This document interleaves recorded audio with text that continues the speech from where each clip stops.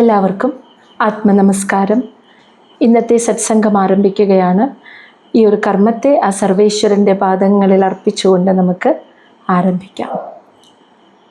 ഓം നമഃ ശിവായ. ഓം ഗും ഗുരുഭ്യോ നമഃ. ഓം നമോ നാരായണായ.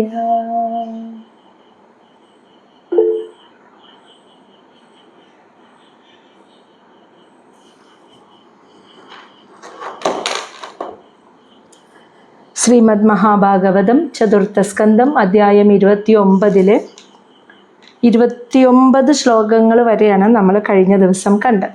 അപ്പോൾ നാരദ മഹർഷി പ്രാചീന ബർഹിസിനെ ആ പുരഞ്ജനൻ്റെ കഥ പറഞ്ഞു കൊടുത്തിട്ട് ആ പുരഞ്ജന ചരിതത്തിലെ ഓരോ കഥാപാത്രങ്ങളും ആരാണ് എന്താണ് എന്ന തത്വത്തെ കൂടി പറഞ്ഞു കൊടുത്തതിന് ശേഷം ഈ കഥ പറഞ്ഞു കൊടുക്കുന്നതിലൂടെ പരോക്ഷമായ ഒരു കഥയിലൂടെ അദ്ദേഹം എന്ത് സത്യത്തെ പ്രാചീന ബർഹിസ് രാജാവിന് മനസ്സിലാക്കി കൊടുക്കാനാണോ ഉദ്ദേശിച്ചത് ആ സത്യം അങ്ങനെ തന്നെ അങ്ങ് തുറന്നു പറയാണ്. അതായത് ഒരു കഥ പറഞ്ഞു, കഥാരൂപത്തിൽ ഈ സത്യം തന്നെയാണ് പറഞ്ഞത്, വീണ്ടും അതിനെ തത്വമായി തന്നെ ആ കഥയ്ക്കുള്ളിൽ ഒളിഞ്ഞിരിക്കുന്ന ആ തത്വത്തെ ശരിക്കും തുറന്ന് പറഞ്ഞു കൊടുക്കുകയാണ് ചെയ്യുന്നത്.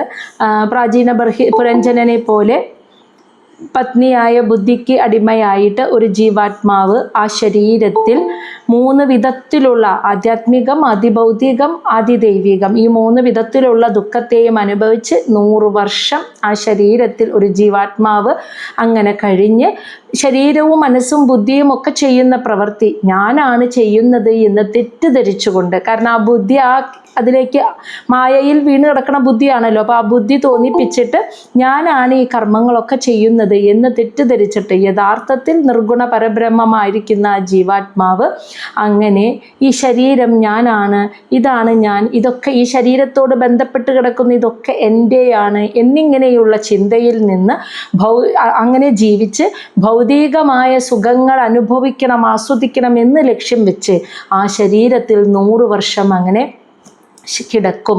അങ്ങനെയാണ് ഒരു ജീവാത്മാവ് കടക്കുന്നത്.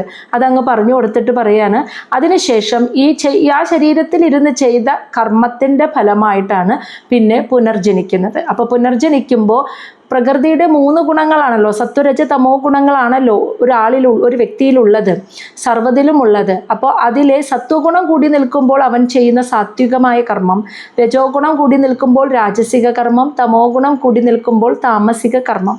അങ്ങനെ സത്വഗുണത്തിൽ ഊന്നി സാത്വികമായ കർമ്മം ചെയ്യുന്നവൻ ദേവലോകത്തെയാണ് മരണശേഷം, പുണ്യകർമ്മങ്ങളാണല്ലോ, അപ്പോൾ ദേവലോകത്തെ പ്രാപിക്കുന്നു. ഇനി രജോ ഗുണം കൂടി നിന്ന് രാജസികമായ കർമ്മങ്ങൾ എന്ന് വെച്ചാൽ ഫലം ആഗ്രഹിച്ചുകൊണ്ട് കർമ്മം ചെയ്ത് ജീവിക്കുന്നവർ മനുഷ്യലോകത്തെയാണ്, അതായത് മധ്യലോകമായ മനുഷ്യലോകത്തെ പ്രാപിക്കുന്നു.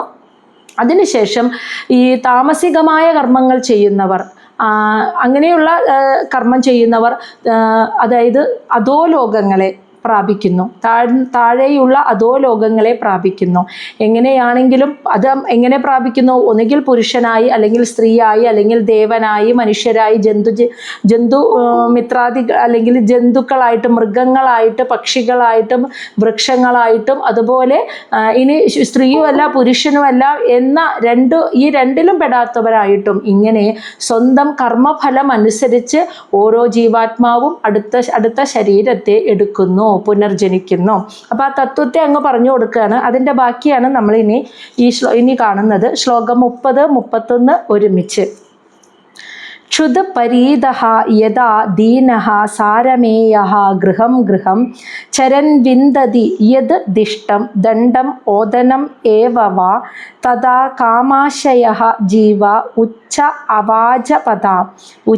അവാചപഥ ഭ്രമൻ ഉപരി അധഃ എന്ന് വെച്ചാൽ ഉപരി അധഃ വാ മധ്യേ വാ യാതി ദിഷ്ടം പ്രിയ അപ്രിയം.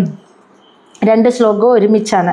അപ്പോൾ ആ ശരീരത്തിൽ അങ്ങനെ ജീവിച്ച് പുനർജന്മങ്ങൾ കർമ്മഫലം അനുഭവിക്കാനായി പുനർജനിക്കുന്നു എന്ന് പറഞ്ഞു വെച്ചല്ലോ. അതിൻ്റെ ബാക്കി ക്ഷുത് പരീതഃ, അതിനൊരു ഉദാഹരണം പറയാണ്. വിശപ്പ് വന്ന് തളർന്നിട്ട്, ദീനഃ തളർന്ന, യഥാ എപ്രകാരമാണോ സാരമേയഹ എന്ന് വെച്ചാൽ ഒരു നായ, വിശപ്പ് വന്ന് തളർന്നിരിക്കുന്ന ഒരു നായ എപ്രകാരമാണോ ഗൃഹം ഗൃഹം ഓരോ വീട് തോറും ഇങ്ങനെ ഓടി ചരൻ എന്ന് വെച്ചാൽ ഇങ്ങനെ അലഞ്ഞു നടക്കുന്നത്, ഭക്ഷണത്തിന് വേണ്ടിയിട്ട് വിശപ്പ് വന്ന് തളർന്ന ഒരു നായ, തെരുവ് നായ ഭക്ഷണത്തിന് വേണ്ടി ഓരോ വീട് തോറും ഇങ്ങനെ അലഞ്ഞു നടക്കുന്നത് എപ്രകാരമാണോ അതുപോലെ യദിഷ്ടം അതിൻ്റെ വിധിപ്രകാരം ആ നായയ്ക്ക് അപ്പോൾ എന്ത് കിട്ടാനാണോ ഈശ്വര നിശ്ചയം, പ്രകൃതി നിശ്ചയം എന്താണോ അത് പ്രകാരം ദണ്ഡം, ചില വീട്ടുകാർ അടിച്ചു ഓടിപ്പിക്കുകയായിരിക്കും ചെയ്യുക, അങ്ങനെ അടിയായിരിക്കും, ചിലപ്പോൾ ഓദനം ഭക്ഷണം എന്നിവ വിന്തതി നേടുന്നു. അപ്പോൾ അവൻ ആ വീട്ടിൽ പോയി ഭക്ഷണം എനിക്ക് കിട്ടുമെന്ന് വിചാരിച്ചിട്ടല്ല പോകുന്നത്, അടി കിട്ടുമെന്ന് വിചാരിച്ചിട്ടുമല്ല പോകുന്നത്. വിശപ്പ് വന്ന് തളർന്ന ഒരു നായ ഓരോ വീടുകൾ തോറും വീടാന്തരം ഇങ്ങനെ ഭക്ഷണത്തിന് വേണ്ടി അലഞ്ഞ് ചെല്ലുമ്പോൾ ചില ദൈവനിശ്ചയപ്രകാരം അവൻ ആ സമയത്ത് എന്താണോ അനുഭവിക്കാൻ വിധി, ആ വിധി പ്രകാരം ചില സമയത്ത് അവന് ആട്ടിയോടിക്കൽ അടിയായിരിക്കും കിട്ടുക, ചില സമയത്ത് ഭക്ഷണമായിരിക്കും ലഭിക്കുന്നത്. തഥാ ഇതുപോലെ കാമാശയ അതായത് ഓരോരോ ആഗ്രഹങ്ങൾ ഉണ്ടായിട്ട് അതിൻ്റെ ഫലമായി ജീവാത്മാവ് ഉച്ച അവാചപദ ബ്രഹ്മൻ ഉയർന്നതും താഴ്ന്നതുമായ മാർഗങ്ങളിലൂടെ സഞ്ചരിച്ചിട്ട് ഉപരി അധ വ മധ്യേ, ഉപരി ഭൂമിക്ക് മുകളിലുള്ള ഊർധ്വലോകം, അധ ഭൂമിക്ക് താഴെയുള്ള അധോലോകം, മധ്യത്തിലുള്ള ഭൂലോകം എന്നിവയെ യാതി പ്രാപിക്കുന്നു. എന്നിട്ട് ദിഷ്ടം എന്ന് വെച്ചാൽ അവൻ്റെ കർമ്മഫലത്തെ പ്രിയം അപ്രിയം അത് സുഖമായിട്ടും ദുഃഖമായും അവൻ അനുഭവിക്കുന്നു. അപ്പോൾ ആ പുരഞ്ജന കഥയുടെ തത്വമാണ് ആ പറഞ്ഞു കൊടുക്കുന്നത്. ഒരു തെരുവ് നായ വിശന്ന് വലഞ്ഞു ഓരോ വീടുകൾ തോറും കയറി നടക്കും, പക്ഷേ അവനറിയില്ല എവിടുന്ന ഭക്ഷണം കിട്ടണേ എവിടുന്ന അടി കിട്ടണേന്ന്. പക്ഷേ ദൈവനിശ്ചയം എന്താണോ വിധിപ്രകാരം ഓരോ സ്ഥലത്തുനിന്ന് അനുഭവിക്കേണ്ടതിനെ അവൻ അനുഭവിക്കുന്നു. ആട്ടി ഓടിപ്പിക്കപ്പെടേണ്ടിടത്തുനിന്ന് അവിടെ അങ്ങനെ, അടി കിട്ടേണ്ടിടത്തുനിന്ന് അങ്ങനെ, ഭക്ഷണം കിട്ടേണ്ടിടത്തുനിന്ന് അങ്ങനെ, അത് ഈശ്വര നിശ്ചയപ്രകാരം അവൻ അനുഭവിക്കുന്നത് പോലെ മനുഷ്യൻ ഓരോരോ ആഗ്രഹങ്ങളും മോഹങ്ങളും മനസ്സിൽ വെച്ച് ഒരു ജീവാത്മാവ് ആ ശരീരത്തിൽ ജീവിച്ചിട്ട് ഉയർന്നതും താഴ്ന്നതുമായ അതായത് നല്ലതും ചീത്തയുമായ കർമ്മങ്ങൾ ചെയ്ത് അങ്ങനെയുള്ള മാർഗങ്ങളിലൂടെ സഞ്ചരിച്ച് ജീവിച്ച് അവസാനം ആ ശരീരത്തിൽ നിന്നും വേർപ്പെടുന്ന ജീവാത്മാവ് ഒന്നുകിൽ ഭൂമിയിലും അല്ലെങ്കിൽ അതായത് രാജസികമായ കർമ്മം ചെയ്താൽ ഭൂമിയിലും, ഇനി ഭൂമിക്ക് മുകളിലുള്ള ഊർധ്വലോകങ്ങളിലും അതായത് സത്വകർമ്മം ചെയ്താൽ ഇനി ഭൂമിക്ക് താഴെയുള്ള അധോലോകങ്ങളിലും താമസികമായ കർമ്മം ചെയ്യുമ്പോൾ അങ്ങനെ ചെന്ന് പതിച്ചിട്ട് അവിടെ കിടന്ന് സ്വന്തം കർമ്മഫലമാകുന്ന സുഖദുഃഖങ്ങളെ യാതി അനുഭവിക്കുകയാണ് ആ ജീവാത്മാവിന് സംഭവിക്കുന്നത്. ഇനി ശ്ലോകം 32. ദുഃഖേഷു ഏകതരേണ അഭി ദൈവഭൂത ആത്മഹേതുഷു ജീവസ്യ ന വ്യവച്ഛേദഃ സ്യാദ് ചേത് തത് പ്രതിക്രിയ. ജീവസ്യ ന വ്യവച്ഛേദ സ്യാദ് ചേത് തത് പ്രതിക്രിയ. അതായത് അപ്പം അങ്ങനെ സുഖദുഃഖങ്ങളെ അനുഭവിക്കുന്നു എന്ന് പറഞ്ഞല്ലോ. ഇനി ദൈവഭൂത ആത്മഹേതുഷു എന്ന് വെച്ചാൽ ആദി ദൈവീകം, ആദി ഭൗതികം, ആധ്യാത്മികം എന്നിവ കാരണമുള്ള ദുഃഖേഷു ഓരോ വ്യക്തികളും അനുഭവിക്കുന്ന ദുഃഖങ്ങളുണ്ടല്ലോ. ഈ ലോകത്തിൽ അനുഭവിക്കുന്ന ദുഃഖങ്ങൾ 3 വിധ ദുഃഖങ്ങളാണ്, അറിയാലോ. ആദി ഭൗതികം എന്ന് വെച്ചാൽ പ്രകൃതിദത്തമായി വരൾച്ച വരിക, അല്ലെങ്കിൽ പ്രളയം വരിക, അല്ലെങ്കിൽ ഒരു മരക്കൊമ്പിടിഞ്ഞു വീഴുക, അങ്ങനെ എങ്ങനെയൊക്കെ നമുക്ക് അനുഭവിക്കുന്ന മരണം അല്ലെങ്കിൽ നമ്മൾ അനുഭവിക്കുന്ന ദുഃഖങ്ങൾ, ദുരിതങ്ങൾ, അതാണ് ആദി ഭൗതികം. ആധ്യാത്മികം എന്ന് വെച്ചാൽ ആദി ദൈവികം എന്ന് വെച്ചാൽ അതായത് നമ്മൾക്കിപ്പോൾ ഒരു വീഴ്ച പറ്റുക, നമ്മളിപ്പോൾ നടന്നു പോകുമ്പോൾ പെട്ടെന്ന് കാല് തെന്നി വീഴുക, അതൊക്കെ പ്രകൃതിദത്തമായിട്ടല്ല. നമ്മുടെ ആധ്യാത്മികം എന്ന് വെച്ചാൽ മുൻജന്മ കർമ്മഫലമായിട്ട് നമ്മൾ അനുഭവിക്കുന്ന ദുഃഖങ്ങളാണ് അതൊക്കെ. ഒരു ആക്സിഡൻറ്റ് പറ്റുക, അതായത് പ്രതീക്ഷിക്കാതെ എന്തെങ്കിലും ആപത്തിൽ ചെന്ന് ചാടുക അപ്രതീക്ഷിതമായിട്ട്. ഇനി നെറ്റ് പോയോ? നെറ്റ് ഉണ്ടല്ലോ. ഇനി വരുന്നത് ആദി ദൈവീകം എന്ന് പറഞ്ഞാൽ ആദി ദൈവീകം എന്ന് പറഞ്ഞാൽ മനസ്സിനുണ്ടാകുന്ന ബുദ്ധിമുട്ടിനെയാണ് ആദി ദൈവീകം എന്ന് പറയുന്നത്. അതായത് നമ്മുടെ ജീവിതത്തിൽ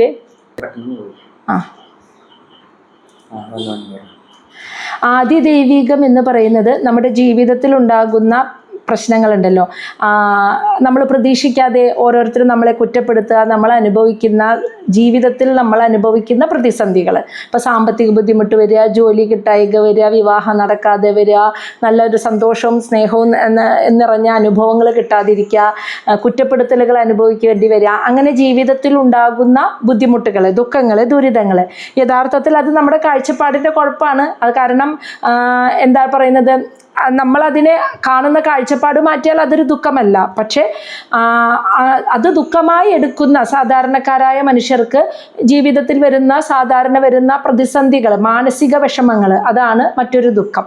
അപ്പം ഇങ്ങനെയുള്ള 3 വിധത്തിലുള്ള ദുഃഖങ്ങൾ, ഈ ദുഃഖങ്ങൾക്ക് ഏകതരേണ അഭി, അതിലേതെങ്കിലും ഒരു ദുഃഖത്തിനെങ്കിലും തത് പ്രതിക്രിയ എന്ന് വെച്ചാൽ അതിൽ ഏതെങ്കിലും ഒരു ദുഃഖത്തിന് അതിനെങ്കിലും പ്രതിക്രിയ, ഒരു പരിഹാരം സ്യാദ് ചെയ്ത്, അത് കിട്ടാൻ വേണ്ടിയിട്ട്, ആ ഒരു പരിഹാരത്തിന് വേണ്ടിയിട്ട് എത്ര നമ്മൾ ശ്രമിച്ചാലും ഇനി അത് സാധ്യമായെങ്കിൽ പോലും ജീവാത്മാവിന് ന വ്യവച്ഛേദ, അത് പൂർണ്ണമായും ആ ദുഃഖത്തിൽ നിന്ന് മുക്തമാവാൻ സാധിക്കില്ല എന്ന്.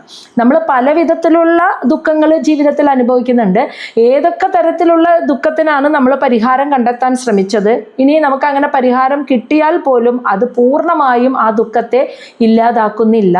ശരിയാണ്, തൽക്കാലത്തേക്ക് അത് താൽക്കാലികമാണ് ആ ഒരു പരിഹാരം. അത് കഴിഞ്ഞാൽ വീണ്ടും അതുമായി ബന്ധപ്പെട്ട മറ്റൊരു വ്യാധി, അതുമായി ബന്ധപ്പെട്ട മറ്റൊരു ടെൻഷൻ, ഇത് നമ്മളിങ്ങനെ എടുത്തുകൊണ്ടേ ഇരിക്കുകയാണല്ലോ. അപ്പോൾ അതാണ് പറയുന്നത്, പൂർണ്ണമായിട്ടും ഒരു ടെൻഷൻ അല്ലെങ്കിൽ ഒരു ദുഃഖമുക്തി അവിടെ സംഭവിക്കുന്നില്ല. ഏതെങ്കിലും ഒരു ദുഃഖത്തിന് പരിഹാരം താൽക്കാലികമായി ഉണ്ടായാൽ പോലും അത് പൂർണ്ണമായ ദുഃഖത്തിൽ നിന്നും ഉള്ള ഒരു മുക്തിയല്ല എന്നാണ് പറയുന്നത്.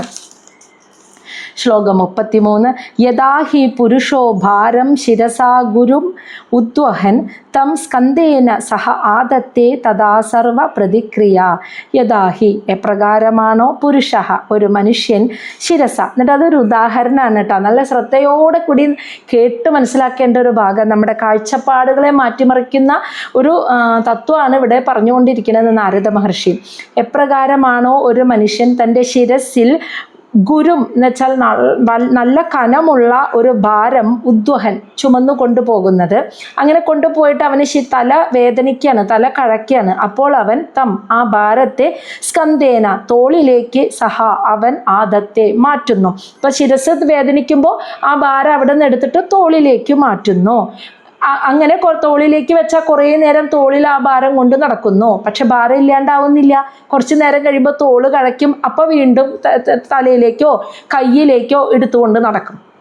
അങ്ങനെ സ്ഥാനം മാറുകയാണ് ചെയ്യുന്നത്, അല്ലാതെ ഭാരം അല്ലെങ്കിൽ ആ ഭാരം ചുമക്കുന്നത് കൊണ്ടുള്ള വേദനയോ മാറുന്നില്ല. പല പല ഭാഗങ്ങളിലേക്ക് മാറ്റി ആ സ്ഥാനം മാറ്റി, ഭാരത്തിൻ്റെ സ്ഥാനം മാറ്റി വയ്ക്കുക മാത്രമാണ് സംഭവിക്കുന്നത്. തഥാ, ഇതുപോലെയാണ് സർവ പ്രതിക്രിയ. ഓരോ പ്രശ്നത്തിനും നമ്മൾ കാണുന്ന പരിഹാരം ഇതുപോലെയാണെന്ന്. അതിന് താൽക്കാലികമായൊരു പരിഹാരം കിട്ടും, കുറച്ചു നേരം കഴിഞ്ഞാൽ ആ ഭാരം വേറൊരു ഭാരമാണ്, വേറൊരു ടെൻഷനാണ്, അപ്പോൾ അതിൻ്റെ എടുക്കും എന്ന് പറഞ്ഞത്. ഇപ്പം ശിരസിൻ്റെ ഭാരം വന്നപ്പോൾ തോളിലേക്ക് മാറ്റി, തോളിന് ഭാരം വരുമ്പോൾ കയ്യിലേക്ക് മാറ്റും, വീണ്ടും ശിരസിലേക്ക് മാറ്റും. ഇങ്ങനെ സ്ഥായിയായ ഒരു പരിഹാരം നമ്മുടെ പ്രശ്നങ്ങൾക്ക് വരുന്നില്ല. കാരണം എല്ലാ പ്രശ്നങ്ങൾക്കും താൽക്കാലികമായിട്ടൊരു പരിഹാരം കിട്ടും, പക്ഷേ അത് സ്ഥായിയായി നമുക്കൊരു പ്രശ്നങ്ങൾക്കോ നമ്മൾ അനുഭവിക്കുന്ന ടെൻഷനോ ദുഃഖത്തിനോ ഒരു പരിഹാരം, ഒരു പ്രതിവിധി സ്ഥായിയായിട്ട് സംഭവിക്കുന്നില്ല. ഇനി ശ്ലോകം 34. ന ഏകാന്തതഃ പ്രതികാരഃ കർമ്മണാം കർമ്മ കേവലം ദ്വയം ഹി അവിദ്യ ഉപസൃതം സ്വപ്നേ സ്വപ്നഃ ഇവ അനഘ. ഹേ അനഘ, നാരദ മഹർഷി പ്രാചീന ബർഹിസ് രാജാവിനെ വിളിക്കുകയാണ്. അല്ലയോ പാപമുക്തനായ രാജാവേ, കാരണം ഇതൊക്കെ കേൾക്കാൻ തന്നെയുള്ള യോഗ്യത നേടുക എന്ന് പറഞ്ഞാൽ തീർച്ചയായും പാപമുക്തനായവന് മാത്രമേ അതിനുള്ള യോഗ്യതയുള്ളൂ. അതാണ് അങ്ങനെ വിളിക്കുന്നത്. എന്നിട്ട് പറയാണ്, ന ഏകാന്തത, അതായത് ഏകാന്തത എന്ന് വെച്ചാൽ ആത്യന്തികമായതല്ല എന്ന്. പ്രതികാരം എന്ന് വെച്ചാൽ നമ്മളൊക്കെ ചെയ്യുന്ന, നമ്മുടെ ടെൻഷനും ദുഃഖത്തിനും ചെയ്യുന്ന പരിഹാര മാർഗം. കർമ്മണാം കർമ്മ കേവലം, കർമ്മങ്ങൾക്ക് അതുപോലെ തന്നെ മറ്റൊരു കർമ്മം ചെയ്യുന്നത് പോലെ, അതായത് ഒരു കർമ്മം ചെയ്തു അതിൻ്റെ പ്രശ്നം, അതിൻ്റെ ടെൻഷൻ അത് മാറാൻ മറ്റൊരു കർമ്മം ചെയ്യുന്നത് പോലെ ആത്യന്തിക പോലെയാണെന്ന് ഈ പരിഹാര മാർഗങ്ങൾ. അത് ആത്യന്തികമായിട്ട് നമ്മുടെ ടെൻഷനെ, നമ്മുടെ ദുഃഖത്തെ ഇല്ലാതെ ഇല്ലാതാക്കുന്നില്ല. എന്തുകൊണ്ടാണോ നമുക്ക് ആ ടെൻഷൻ ഉണ്ടായത്, ആ കർമ്മത്തിന് മറ്റൊരു പ്രതിക്രിയ ചെയ്യുന്നു, വേറൊരു കർമ്മം പരിഹാരമായി ചെയ്യുന്നു. പക്ഷെ അതൊരിക്കലും ആത്യന്തികമായ പരിഹാരമല്ല. കാരണം അതെന്താ പറയുന്നത്, സ്വപ്നേ സ്വപ്ന ഇവ. നമ്മൾ ഉറക്കത്തിൽ സ്വപ്നം കാണുകയാണ്. സ്വപ്നം കാണുന്നത് എന്താണെന്നറിയോ, മറ്റൊരു സ്വപ്നമാണെന്ന് നമ്മൾ സ്വപ്നം കാണുന്നത്. അതായത് നമ്മൾ ഉറങ്ങിക്കിടക്കുന്നു, സ്വപ്നം കാണുന്നു നമ്മൾ എവിടേക്കോ പോകുന്നതായിട്ട്. എന്നിട്ട് അവിടെ നിന്ന് നമ്മൾ വേറെന്തോ സ്വപ്നം കാണുന്നതായിട്ട് നമ്മൾ സ്വപ്നം കാണുകയാണ്. മനസ്സിലായോ? അതാണ് സ്വപ്നേ, സ്വപ്നത്തിൽ സ്വപ്നഹ ഇവ, സ്വപ്നം കാണുന്നത് പോലെ. യഥാർത്ഥത്തിൽ വീട്ടിലെ മുറിയിലെ കട്ടിലിൽ കിടന്നുറങ്ങുന്ന നമ്മൾ സ്വപ്നം കാണുകയാണ് എവിടേക്കോ നടന്നു പോകുന്നതായിട്ട്. ആ നടന്നു പോകുന്ന നമ്മൾ അവിടെ നിന്ന് വേറെ എന്തോ സ്വപ്നം കണ്ട് ആലോചിക്കുന്നു, സ്വപ്നം കാണുന്നു. അപ്പോൾ നമ്മൾ ഈ കിടക്കയിൽ കിടന്ന് കാണുന്ന സ്വപ്നവും യഥാർത്ഥമല്ല, ആ നടന്നു പോയിക്കൊണ്ടിരിക്കുമ്പോൾ അവിടെ നിന്നുകൊണ്ട് വേറെന്തോ സ്വപ്നം കാണുന്നതും യഥാർത്ഥമല്ല. രണ്ടും യഥാർത്ഥമല്ല. ഇതുപോലെയാണെന്ന് ദുഃഖം യഥാർത്ഥമല്ല. അപ്പോൾ പിന്നെ അതിൻ്റെ പരിഹാരവും യഥാർത്ഥമല്ല.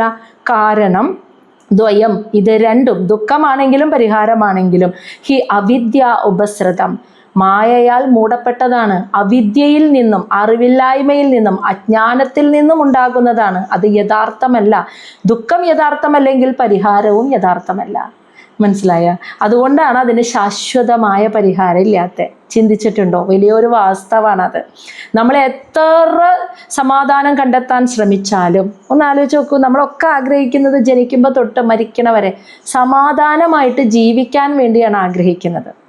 ഏറ്റവും അധികം നമ്മൾ ആഗ്രഹിക്കുന്നത് സമാധാനം, സ്വസ്ഥമായിട്ട് ജീവിക്കാൻ പറ്റണം, അതാണ് ആഗ്രഹിക്കുന്നത്. പക്ഷെ എത്ര ശ്രമിച്ചാലും നമുക്കത് കിട്ടുന്നില്ല, അതിലൊരു പൂർണ്ണത വരുന്നില്ല. ദോഷം വരാൻ നമ്മൾ ആരും ഒരു കർമ്മവും ചെയ്യണില്ല. പക്ഷേ എത്ര ശ്രമിച്ചാലും നമ്മുടെ ടെൻഷൻ പൂർണ്ണമായും നമ്മളെ വിട്ടുപോണില്ല. ദുഃഖം, ആദികൾ, ഓരോന്ന് ആലോചിച്ചിട്ടുള്ള ആദികൾ, ഇത് പൂർണ്ണമായും വിട്ടുപോകുന്നില്ല. എന്തുകൊണ്ടാണ് അതിന് പൂർണ്ണമായ പരിഹാരം ഇല്ലാത്തതെന്നറിയോ? ഇല്ലാത്തൊരു കാര്യത്തിനാണ് നമ്മൾ പരിഹാരം അന്വേഷിച്ചുകൊണ്ട് നടക്കണേന്ന്. യഥാർത്ഥത്തിൽ ഈ ദുഃഖം എന്ന് പറയുന്നത് യഥാർത്ഥമല്ല. ഒരു അവിദ്യയാൽ മൂടപ്പെട്ട് സംഭവിക്കുന്ന ഒരു ഭ്രമം മാത്രം, അറിവില്ലായ്മ കൊണ്ട് മായയാൽ സംഭവിക്കുന്ന ഒരു മായയിൽ മുഴുകിക്കഴിയുമ്പോൾ ഉണ്ടാകുന്ന ഒരു ഭ്രമം മാത്രമാണ് ഈ ദുഃഖം, അല്ലെങ്കിൽ ഈ ആദി, ടെൻഷൻ എന്നൊക്കെ പറയുന്നത്. അത് യഥാർത്ഥമല്ലാത്തത് കൊണ്ട് തന്നെ അതിൻ്റെ പരിഹാരവും യഥാർത്ഥമല്ല. അതാണ് സ്വപ്നം കണ്ട് കിടക്കുമ്പോൾ ആ സ്വപ്നത്തിൽ പോകുന്ന നമ്മൾ വേറൊരു സ്വപ്നം കാണുന്നത് പോലെ. രണ്ടും യാഥാർത്ഥ്യമല്ല. യാഥാർത്ഥ്യം എന്താ? വീടിനകത്തെ ബെഡിൽ നമ്മൾ ഇങ്ങനെ കിടക്കുന്നതാണ് യഥാർത്ഥം. നമ്മൾ നടന്നു പോകണമില്ല, അവിടെ നിന്ന് വേറെ സ്വപ്നം കാണുന്നില്ല. ഇതുപോലെയാണ് ദുഃഖവും അതിൻ്റെ പരിഹാരവും. അതുകൊണ്ടാണ് തീർച്ചയായിട്ടും ഇതിന് പൂർണ്ണമായ പരിഹാരം ഇല്ലാത്തതും. കാരണം വെള്ളത്തിൽ വരയ്ക്കണ വര പോലെ അത് തെളിയില്ല. യഥാർത്ഥത്തിൽ ഇല്ലാത്ത ഒരു വിഷയത്തിൽ പരിഹാരം കണ്ടെത്താനാണ് നമ്മൾ ശ്രമിക്കുന്നത്. അപ്പോൾ അതിന് പരിഹാരവുമില്ല. അപ്പോൾ ഇവിടെ നമ്മൾ അങ്ങനെ പറയുമ്പോൾ ചിന്തിക്കും, യഥാർത്ഥത്തിൽ ഉണ്ടല്ലോ, എനിക്കിപ്പോൾ എന്തെങ്കിലും ഒരു സാമ്പത്തിക പ്രതിസന്ധിയാണ്, അല്ലെങ്കിൽ ഒരു രോഗമാണ്, ഒരു അസുഖം ബാധിച്ചു, അങ്ങനെയാണ് ഞാൻ ഇരിക്കുന്നത്. അപ്പോൾ അതെനിക്കുള്ള വിഷമമാണല്ലോ, അതെങ്ങനെ ഇല്ലാത്തതാവും എന്നാണ് ഇപ്പം ചിന്തിക്കുന്നുണ്ടാവുക ഇത് കേൾക്കുന്ന നിങ്ങൾ ഓരോരുത്തരും. അല്ലെങ്കിൽ ഇപ്പോൾ ഒരു സാമ്പത്തിക പ്രതിസന്ധി, കടബാധ്യതയിലിരിക്കുക, അതെൻ്റെ ദുഃഖമാണ്. അപ്പോൾ അത് ഇല്ലാത്ത ദുഃഖമാവുക എങ്ങനെയാണെന്ന്. അതാണ് മായയാൽ മൂടപ്പെട്ട് കിടക്കുകയാണ് എന്ന് പറയുന്നത്. മനസ്സിലായ?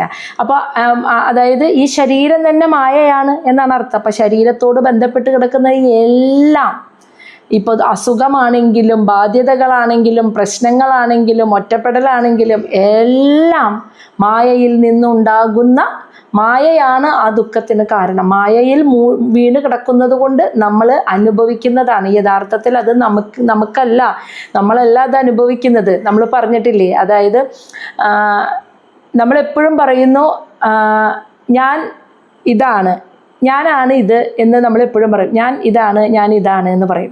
അതേ നമ്മൾ തന്നെ പറയും ഇതെൻ്റെ ശരീരമാണെന്ന്. അപ്പോൾ ഇത് രണ്ടും തമ്മിൽ വളരെ വ്യത്യാസമുണ്ട് അല്ലേ? എൻ്റെ ശരീരമാണ് എന്ന് നമ്മൾ പറയുന്നതിൻ്റെ അർത്ഥം ഈ ശരീരം ഞാനല്ല, ഇതിന് ഉടമസ്ഥനായ ആളാണ് ഞാനെന്ന്. അതല്ലേ എൻ്റെ അർത്ഥം? ഇതെൻ്റെ ശരീരമാണ്, ഇതെൻ്റെ മനസ്സാണെന്നൊക്കെ നമ്മൾ പറയും അല്ലേ? എൻ്റെ മനസ്സാണ് വേദനിക്കുന്നത് എന്ന് പറയും. അപ്പോൾ എൻ്റെ ശരീരമാണ് ഒന്ന് കുത്തിയപ്പോൾ വേദനിച്ചത്. അപ്പോൾ ഈ ശരീരം ഞാനല്ല, ഇപ്പം ഞാൻ എൻ്റെ ഭാര്യ, എൻ്റെ ഭർത്താവ് എന്ന് പറഞ്ഞാൽ ഭാര്യ ഞാനല്ല, അത് വേറെ ആളാണ് ഭാര്യ. അതുകൊണ്ടാണ് അത് എൻ്റെ എന്ന് ഞാൻ പറയുന്നത്. ഇനിയിപ്പോൾ ഭർത്താവിനാണെങ്കിൽ അതെൻ്റെ ഭർത്താവ് എന്ന് പറഞ്ഞാൽ ഭർത്താവ് ഞാനല്ല, അത് വേറെ ആളാണ്.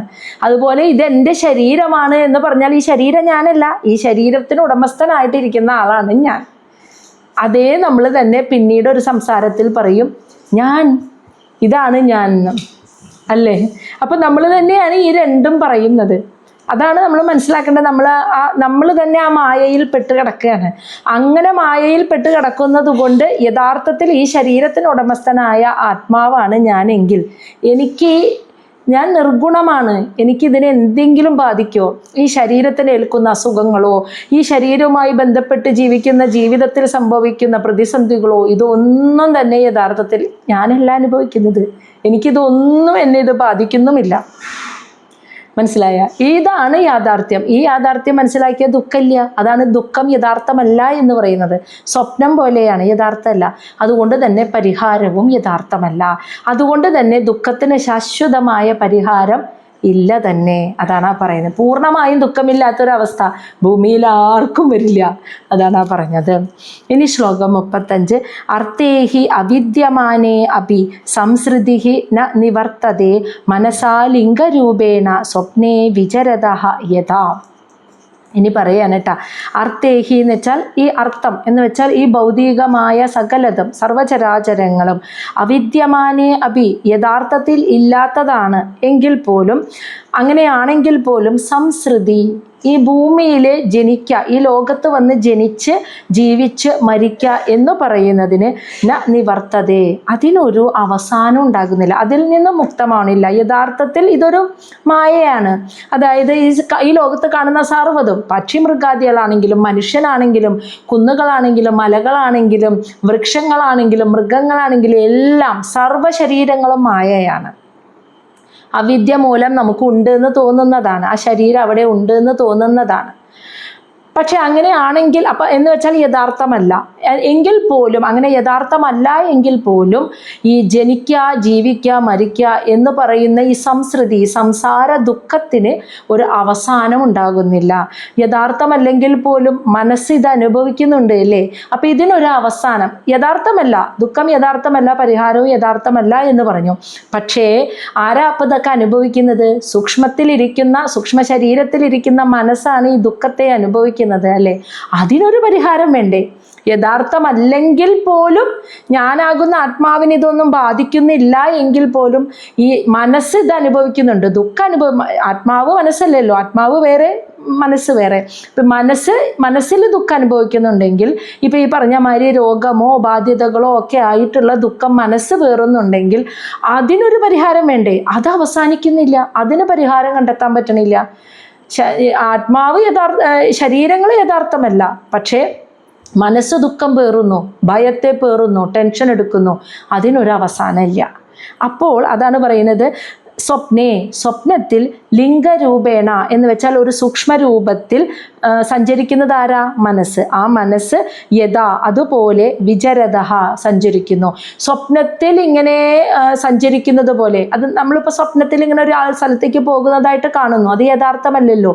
ഇതുപോലെ മനസ്സാണ് ഇങ്ങനെ സുഖദുഃഖങ്ങളെ പേറി സഞ്ചരിക്കുന്നത്. അതാണ് ആ പറഞ്ഞത്. മനസ്സാണ് സുഖദുഃഖങ്ങളെ പേറി സഞ്ചരിക്കുന്നത്. അപ്പം ആത്മാവ് ദുഃഖത്തെ അനുഭവിക്കുന്നില്ല, അതിനൊന്നും ബാധകമല്ല. പക്ഷേ സൂക്ഷ്മ ശരീരത്തിൽ ഇരിക്കുന്ന മനസ്സ് ദുഃഖത്തെ പേറി സഞ്ചരിക്കുന്നു സ്വപ്നത്തിൽ എന്ന പോലെ. യഥാർത്ഥത്തിൽ അതിൻ്റെ ആവശ്യമില്ല. അതാണ് പറയുന്നത്. കാരണം ആ സൂക്ഷ്മ ശരീരവും കഴിഞ്ഞു നിൽക്കുന്ന സ്ഥൂല ശരീരം വെറും ഒരു ഭൗതിക വസ്തുവാണ്. ഈ സ്ഥൂല ശരീരത്തിനല്ലേ അസുഖം ബാധിച്ചിരിക്കണേ? അത് വെറും ഒരു ഭൗതിക വസ്തുവാണ്. ആ സ്ഥൂല ശരീരവുമായി ബന്ധപ്പെട്ടതല്ലേ മറ്റെല്ലാ ബന്ധങ്ങളും. അപ്പോൾ യഥാർത്ഥത്തിൽ ആ മനസ്സിന് ദുഃഖിക്കേണ്ട ആവശ്യമില്ല. പക്ഷെ മനസ്സും ബുദ്ധിയും മായയിൽപ്പെട്ടാണ് ദുഃഖിക്കുന്നത്. എങ്കിൽ പോലും അതിനൊരു പരിഹാരം വേണം. മനസ്സ് സ്വപ്നം കാണുന്നത് പോലെ, നമ്മളൊക്കെ സ്വപ്നം കാണുന്ന പോലെ യഥാർത്ഥമല്ലാത്തൊരു കാര്യത്തെക്കുറിച്ച് ഓർത്ത് വേവലാതിപ്പെടുന്നു അല്ലേ? അതൊരു യാഥാർത്ഥ്യമല്ലേ എപ്പോഴും. അപ്പോൾ ഒരു ദിവസമെങ്കിലും ഒരു വേവലാതി, ഒരു ടെൻഷൻ ഇല്ലാത്തതായിട്ട് ഒരു ദിവസമെങ്കിലും ആരുടെയെങ്കിലും ജീവിതത്തിൽ കടന്നു പോകുന്നുണ്ടോ? ഇല്ല. അപ്പോൾ അതിനൊരു പരിഹാരം വേണം. അതെന്താണ്? അതാണ് ഇനി നമ്മൾ 36-37 ശ്ലോകങ്ങളിലൊക്കെ ഇനി കാണാൻ പോകുന്നത്. അഥാ ആത്മനഃ അർത്ഥഭൂതസ്യ യതഃ അനർത്ഥ പരമ്പര സംസൃതി തത് വ്യവച്ഛേദ ഒരു മിനിറ്റ്.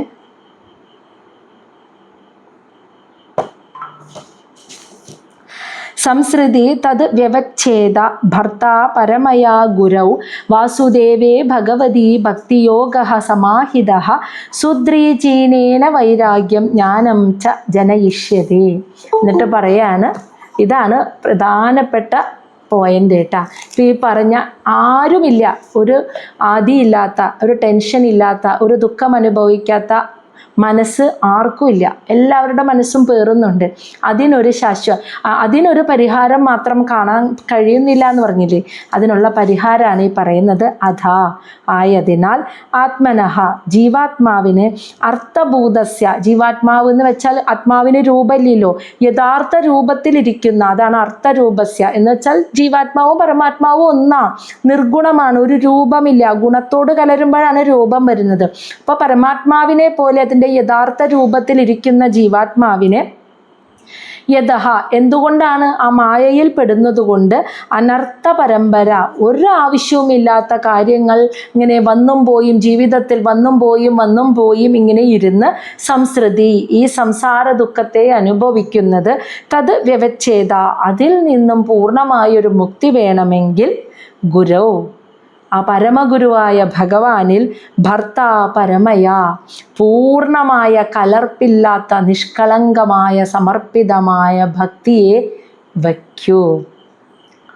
ഈ ഭക്തി ഒന്നുകൊണ്ട് മാത്രമേ ഈ പറഞ്ഞ മനസ്സിൻ്റെ ദുഃഖത്തെ, യഥാർത്ഥമല്ല സ്വപ്നം തന്നെയാണ് എങ്കിൽ പോലും ആ ദുഃഖത്തെ നമുക്ക് കളയണ്ടേ? ആ കളയാനുള്ള ഒരേ ഒരു പരിഹാരം, പ്രാചീന ബർഹിസ് എന്തിനാ യാഗം ചെയ്ത് പോയത്? ഈ ഒരു അവസ്ഥയിലേക്ക് എത്താൻ, ഈ പരമമായ സുഖത്തെ, പുണ്യത്തെ കിട്ടാൻ. അത് മറ്റൊന്നുകൊണ്ടും കിട്ടില്ല. പരമഗുരുവായ ഭഗവാന്റെ പാദങ്ങളിൽ കലർപ്പില്ലാത്ത ഭക്തിയെ. ഭക്തി എന്താണെന്ന് നമ്മൾ ഒരുപാട് തവണ പറഞ്ഞിട്ടുണ്ട്. കുറേ നാമം ജപിച്ചും ക്ഷേത്ര ദർശനം നടത്തിയും ആചാരകർമ്മങ്ങൾ ചെയ്യുന്നതും അല്ല ഭക്തി, അല്ലേ? ആചാരം ചെയ്യുന്നതല്ല ഭക്തി എന്ന് പറയുന്നത് എന്തുകൊണ്ടാണ്? ആചാരങ്ങൾ എന്തിനെ ആസ്പദമാക്കിയാണ് നിൽക്കുന്നത്? നമ്മളൊക്കെ ചെയ്യുന്ന ആചാരങ്ങൾ എന്തിനെ ആസ്പദമാക്കിയുള്ളതാണ്?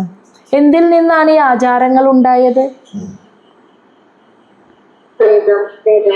അല്ല, ആചാരങ്ങള്, ആ വേദം നമ്മൾ ആരും പഠിച്ചിട്ടില്ലല്ലോ. അപ്പൊ മതത്തെ ആസ്പദമാക്കിയല്ലേ. നമ്മൾ ഹിന്ദു ആയതുകൊണ്ട് ഹിന്ദുക്കൾ ചെയ്യേണ്ട ആചാരാനുഷ്ഠാനങ്ങൾ നമ്മൾ ചെയ്യുന്നു, ക്രിസ്ത്യാനികൾ അവർ ചെയ്യേണ്ട ആചാരാനുഷ്ഠാനം ചെയ്യുന്നു, മുസ്ലിങ്ങൾ അവർ ചെയ്യേണ്ട ആചാരാനുഷ്ഠാനം ചെയ്യുന്നു. ഈ മൂന്നിലും പെടാത്തവർക്ക് എന്താ ആചാരം? ആചാരങ്ങൾ നമ്മൾ പഠിക്കുന്നത് നമ്മൾ ഏതു മതത്തിൽ ജനിച്ചോ അപ്പോൾ നമ്മുടെ അച്ഛനമ്മമാർ കാണിച്ചു തന്ന് പഠിപ്പിച്ചെന്ന അനുഷ്ഠാനങ്ങളാണ് നമ്മൾ ചെയ്യുന്നത്, അല്ലേ? മതവും സ്പിരിച്വാലിറ്റിയും രണ്ടാ. മതവും സ്പിരിച്വാലിറ്റിയും തമ്മിൽ യാതൊരു ബന്ധവുമില്ല. മതം വേറെ, ആത്മീയത വേറെയാണ്. മനസ്സിലായ? അത് രണ്ടും വ്യത്യാസമുണ്ട്. അതാണ് അവിടെ മനസ്സിലാക്കേണ്ട കാര്യം. അതുകൊണ്ടാണ് ഞാൻ പറഞ്ഞത് ആചാരാനുഷ്ഠാനങ്ങൾ. ഇപ്പം നിത്യവും ക്ഷേത്രത്തിൽ പോകുന്നു, അല്ലെങ്കിൽ പള്ളിയെ പോകുന്നു, അവൻ കുറേ ക്ഷേത്രവുമായി ബന്ധപ്പെട്ട ആചാരാനുഷ്ഠാനങ്ങൾ കൃത്യമായി ചെയ്യുന്നു, നിർവഹിക്കുന്നു, പൂജകൾ ചെയ്യുന്നു, വ്രതങ്ങൾ അനുഷ്ഠിക്കുന്നു, ഇതൊക്കെ ചെയ്യുന്നു എന്ന് കരുതി അവനെ ഒരിക്കലും ഭക്തൻ എന്ന് വിളിക്കാൻ പറ്റില്ല. അത് ഭക്തിയല്ല. അതോടെയാണ് ക്ലാരിറ്റി വരേണ്ടത്. അതല്ല ഭക്തി. ഭക്തി എന്ന് പറഞ്ഞാൽ വേറെ. ഇതൊക്കെ പിന്നെ എന്തിനാണ് എന്ന് ചോദിച്ചാൽ, ഈ ആചാര അനുഷ്ഠാനങ്ങൾ ഒരുവനെ ഭക്തിയിലേക്കാണ് നയിക്കുന്നത്. ഭക്തി ഉണ്ടാവാൻ വേണ്ടി ചെയ്യുന്ന ബേസിക് ആയിട്ടുള്ള കർമ്മങ്ങളാണ് ആചാരങ്ങൾ. ഈ ആചാരങ്ങളാണ് മതങ്ങൾ നമ്മെ പഠിപ്പിക്കുന്നത്. അപ്പം അത് ഭക്തിയല്ല എന്ന് മനസ്സിലാക്കണം. ഭക്തി നമ്മുടെ ഉള്ളിൽ ഉണ്ടാകാൻ, അതിലേക്ക് എത്താൻ വേണ്ടിയിട്ട് നമ്മൾ ചെയ്യുന്ന ബേസിക് ആയിട്ടുള്ള പ്രാക്ടീസ്, അതാണ് മതങ്ങൾ നമ്മെ പഠിപ്പിക്കുന്നത്. എന്നിട്ട് ഈ അത് ചെയ്യുന്നതിലൂടെ അവിടെ തന്നെ നിൽക്കാതെ അതിലൂടെ യഥാർത്ഥ ഭക്തിയിലേക്ക് വളർന്നു വരുമ്പോഴാണ് സ്പിരിച്വാലിറ്റിയിലേക്ക് എത്തുള്ളൂ, ആത്മീയതയിലേക്ക് എത്തുള്ളൂ. മനസ്സിലായ? അതാണ് അതിൻ്റെ വ്യത്യാസം. അപ്പോൾ ഈ ഭൂമിയിലെ ഒരു ജീവാത്മാവ് യഥാർത്ഥത്തിൽ പരമാത്മസ്വരൂപമായിരിക്കുന്ന ജീവാത്മാവ് പക്ഷെ മായയിൽ പെട്ടിട്ട് ഞാനാണ് അനുഭവിക്കുന്നത് എന്ന് കരുതി ഒരാവശ്യമില്ലാത്ത കുറേ കാര്യങ്ങളെ അനുഭവിച്ച് കടന്ന് അങ്ങനെ ദുഃഖത്തോടു കൂടി ജീവിക്കുന്ന ഈ ലോകത്ത് അങ്ങനെയുള്ള ഒരു ജീവിതത്തിൽ നിന്നും ഒരു മുക്തി പൂർണ്ണമായിട്ട്, മറ്റൊരു മാർഗവും പൂർണ്ണമായി അതിനെ അവസാനിപ്പിക്കണില്ല. ആ ഒരു മുക്തി കിട്ടണമെങ്കിൽ ഒരേ ഒരു മാർഗ്ഗമേ ഉള്ളൂ. അത് ഒരു പൂജയും ഒരു വഴിപാടും അല്ല. അത് പരമഗുരുവായ ഭഗവാന്റെ പാദങ്ങളിൽ കലർപ്പില്ലാത്ത ഭക്തിയെ സമർപ്പിക്കാം. അതാണ്. അങ്ങനെ പറയുമ്പോൾ അതെന്താണ് ആ ഭക്തി? അപ്പോൾ അതെങ്ങനെ കലർപ്പില്ലാത്ത ഭക്തിയെ വെക്കുക എന്ന് പറഞ്ഞു. അതാണ് ആ ദുഃഖം പൂർണ്ണമായും ഇല്ലാതാവാനുള്ള വഴി. അപ്പോൾ അതേതാണ് ആ ഭക്തി? അതാണ് വാസുദേവ ഭഗവതി ഭക്തി യോഗ സമാഹിത സദ്രീജീനേന. ഭഗവാൻ വാസുദേവനിൽ സദ്രീജീനേന തന്നെ സമ്പൂർണമായിട്ട് ഭക്തിയോഗ ഭക്തിയോടുകൂടി സമാഹിത സമർപ്പിക്കുക. തന്നെ. അപ്പം തന്നെ എന്ന് പറയുമ്പോൾ ഞാനാണ് ഇത് എന്ന് വിശ്വസിക്കുന്നത് എന്താണോ, അതായത് എൻ്റെ ശരീരം, എൻ്റെ മനസ്സ് എന്നൊക്കെ ഞാൻ പറയില്ലേ, ഇതാണ് ഞാൻ എന്നാണല്ലോ വിശ്വസിക്കുന്നത്, എൻ്റെ ബുദ്ധി. അത് എൻ്റേത് എന്ന് ഞാൻ വിശ്വസിക്കുന്നത് ഇനി എന്താണോ, എന്നോട് ചേർന്ന് നിൽക്കുന്ന, ആദ്യം ഞാൻ ഇതാണ് എന്ന് വിശ്വസിക്കുന്നത് എന്തൊക്കെയാണോ, പിന്നെ എൻ്റേത് എന്ന് ഞാൻ വിശ്വസിക്കുന്നത് എന്തൊക്കെയാണോ, എൻ്റെ സ്വന്തം എന്ന് ഞാൻ വിശ്വസിക്കുന്നത് എന്തൊക്കെയാണോ, ഇതിനെ എല്ലാത്തിനെയും ആ തന്നെയും അതാണ് സമ്പൂർണമായി ആ ഭഗവാന്റെ പാദങ്ങളിൽ സമർപ്പിക്കുക. ഇതാണ് കലർപ്പില്ലാത്ത നിഷ്കളങ്കമായ ഭക്തി എന്ന് പറയുന്നത്. ആ ഭക്തി വളർന്നാൽ എന്താ സംഭവിക്കുക? വൈരാഗ്യം ജ്ഞാനം ച ജനയിഷ്യതി. ജ്ഞാനവും വൈരാഗ്യവും അതോടുകൂടി ഉണ്ടാകുകയും ചെയ്യുന്നു. ഭാഗവതം തുടങ്ങുന്നതിന് മുൻപ് നാരദ മഹർഷിയുടെ കഥ നമ്മൾ പറഞ്ഞിരുന്നു. അദ്ദേഹം കലിയുഗത്തിൻ്റെ ആരംഭത്തിൽ ചുറ്റി നടന്നപ്പോൾ എല്ലായിടത്തും ദുഃഖപൂരിതമായ ഒരു ഭൂമിയെ കണ്ടിട്ട് യമുനാ നദിയുടെ തീരത്തെത്തിയപ്പോൾ ഒരമ്മയെയും 2 മക്കളെയും അവശരായി കിടക്കുന്നത് കണ്ടു. അമ്മയാണ് ഭക്തി, ഭക്തിയുടെ 2 മക്കളാണ് ജ്ഞാനവും വൈരാഗ്യവും. ഈ നിഷ്കളങ്കമായ ഭക്തി വളർന്നാൽ പിന്നെ മറ്റൊന്നിനോടും മനസ്സാൽ ഒരു അറ്റാച്ച്മെൻറ്റ്, മമത ഉണ്ടാവില്ല. അതാണ് വൈരാഗ്യം അഥവാ വിരക്തി. അതിൻ്റെ ഫലമായിട്ടാണ് അതിൽ നിന്നും ജ്ഞാനവും ഉണ്ടാകുന്നു. അപ്പോൾ ഭക്തിയാണ് ആദ്യം ഉണ്ടാവേണ്ടത് എന്ന് ഇവിടെ പറഞ്ഞു വെക്കുകയാണ്. ആ ഭക്തിയിലൂടെയാണ് വൈരാഗ്യവും ജ്ഞാനവും ഭക്തിയുടെ മക്കളായ വൈരാഗ്യങ്ങൾ ഉണ്ടാകുന്നത്. അപ്പോഴാണ് ആത്മീയതയിലേക്ക് കടന്നു എന്ന് പറയാൻ പറ്റുള്ളൂ. അതാണ് പറയുന്നത്. ശ്ലോകം 38. സഹ അചിരാത് ഏവ രാജർഷേ സ്യാദ് അച്യുത കഥാശ്രയ ശൃണ്വത ശ്രദ്ധദാനസ്യ നിത്യതാ സ്യാദ് അധീയത. അപ്പോൾ ഭക്തി കൊണ്ടേ മനസ്സിലെ ദുഃഖത്തെ, ആദികളെ, ടെൻഷനെ പൂർണ്ണമായും ഇല്ലാതാക്കാൻ കഴിയുള്ളൂ എന്ന് പറഞ്ഞു. ഭക്തി ഒന്നുകൊണ്ട് അത് എങ്ങനെയുള്ള ഭക്തിയാണെന്നും പറഞ്ഞു തന്നു. ഇനി ആ ഭക്തി എങ്ങനെയാണ് നമ്മുടെ ഉള്ളിൽ ഉണ്ടാകുക? അതിനുള്ളൊരു പ്രാക്ടീസ് വേണ്ടേ? അതെന്താണ്? ആ ഭക്തിയിലേക്ക് നമ്മൾ എത്തണമെങ്കിൽ നമ്മൾ എങ്ങനെ ജീവിക്കണം, എന്താണ് ചെയ്യേണ്ടത്? അതാണ് ഈ ശ്ലോകത്തിൽ പറയുന്നത്. സഹ എന്ന് വെച്ചാൽ ഈ ഭക്തി അജിരാത്ത് വളരെ പെട്ടെന്ന്, ഹേ രാജർഷേ, അല്ലയോ പ്രാചീന ബർഹിസ് രാജാവേ, സ്യാദ് എന്ന് വെച്ചാൽ ഉണ്ടാകുന്ന, അച്യുത കഥാശ്രയ ഭഗവാന്റെ കഥാമൃതം നിത്യവും ഇങ്ങനെ ശ്രവിച്ച് അതിൽ ആനന്ദം കണ്ടെത്തുന്ന മനസ്സാർക്കാണോ അവൻ്റെ ഉള്ളിൽ വളരെ പെട്ടെന്ന് ഭക്തി വളരും. ശൃണ്വത കേൾക്കുക, ശ്രദ്ധദാനസ്യ വളരെ ശ്രദ്ധയോടെ, നിത്യത എന്നും, സ്യാദ് അധീയത അതിലിങ്ങനെ മുഴുകുക. അപ്പോൾ എല്ലാ ദിവസവും സ്ഥിരമായിട്ട് ഭാഗവത കഥാമൃതം, ഭഗവാന്റെ കഥാചരിതങ്ങൾ, ഭക്തരുടെ കഥാചരിതങ്ങൾ ഇങ്ങനെ ശ്രദ്ധയോടെ കേൾക്കണം കേട്ടോ, വെറുതെ അല്ല, ശ്രദ്ധയോടെ കേട്ട് അതിലിങ്ങനെ മുഴുകുക എന്ന് പറഞ്ഞാൽ അതിനെ മനനം ചെയ്യുക. അങ്ങനെ ചെയ്യുന്നത് ആരാണോ അവൻ്റെ ഉള്ളിൽ വളരെ പെട്ടെന്ന് ഈ നിഷ്കളങ്കമായ ഭക്തി വളരും. കാരണം നമ്മളിപ്പോൾ തന്നെ ഇത്രയും അധ്യായങ്ങളായപ്പോൾ തന്നെ ഒരുപാട് ഭഗവത് ഭക്തന്മാരുടെ ജീവിതചര്യ, അവരെങ്ങനെ ജീവിച്ചു, അവരും തെറ്റായ വഴിയിലൂടെ തെറ്റുകൾ ചെയ്തിട്ടുണ്ട്. ഒരുപാട് അറിയാതെ മായയിൽപ്പെട്ട് തെറ്റിലൂടെ സഞ്ചരിച്ച് പിന്നെ അറിവ് കിട്ടിയപ്പോൾ അവരതിനെയൊക്കെ തിരിച്ച് ഭഗവാനിൽ അർപ്പിച്ചുകൊണ്ട് ജീവിച്ചതൊക്കെ ഒക്കെ നമ്മൾ കുറേ കണ്ടു. അങ്ങനെ ഭാഗവത കഥാമൃതം അതിങ്ങനെ നിത്യവും ശ്രദ്ധയോടെ കേട്ട് അതിൽ മനനം ചെയ്ത് അതിനെ മനസ്സിലാക്കി ജീവിക്കുന്നത് ആരാണോ അവരുടെ ഉള്ളിൽ ഈ നിഷ്കളങ്ക ഭക്തി തീർച്ചയായും വളരെ പെട്ടെന്ന് തന്നെ ഉണ്ടാകുമെന്നാണ് പറയുന്നത്. ഇനി ശ്ലോകം 39-40. യത്ര ഭാഗവതാ രാജൻ സാധവോ വിശദാശയ ഭഗവദ്ഗുണാനുകഥാനുശ്രവണ വ്യഗ്രചേതസ തസ്മിൻ മഹത് മുഖരിത മധുബിത് ചരിത്ര പീയൂഷശേഷസരിതഃ പരിതഃ ശ്രവന്തി തായേ പിബന്തി അവിദൃശോ നൃപ ഗാഢകർണൈ താൻ ന സ്പൃശന്തി അശന ത്രിഡ് ഭയ ശോകമോഹ. എന്നിട്ട് പറയാണ്, രാജൻ അല്ലയോ പ്രാചീന ബർഹിസ് രാജാവേ, യത്ര എവിടെയാണോ ഭാഗവത ഭക്തനായിട്ടുള്ള വിശദാശയ വിശാല മനസ്കനായിട്ടുള്ള സാധവ സജ്ജനങ്ങൾ, അവരുടെ പ്രത്യേകത എന്താ? ഭഗവത് ഗുണ അനുകഥ ശ്രവണ വ്യഗ്രചേതസ, ഭഗവാന്റെ ഗുണകഥകൾ കേൾക്കുന്നതിനുള്ള വ്യഗ്രതയുള്ള ചേതസ മനസ്സുള്ള വിശാല മനസ്കരായിട്ടുള്ള ഭക്തരായിട്ടുള്ള സജ്ജനങ്ങൾ എവിടെയാണോ ഉള്ളത് തസ്മിൻ അവിടെ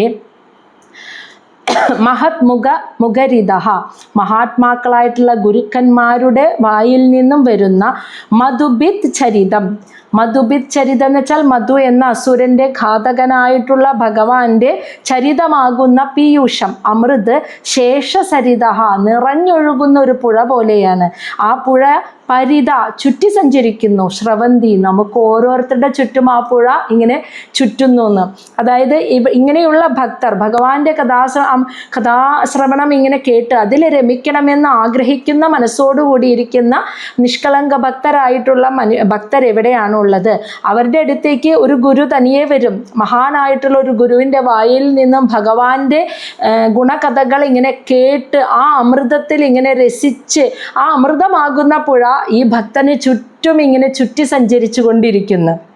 എന്നിട്ട് താഹ അവയെ അവർ പിബന്തി, അപ്പോൾ ആ അമൃതത്തിനെ ഇങ്ങനെയുള്ള ഭക്തർ പാനം ചെയ്യുന്നു.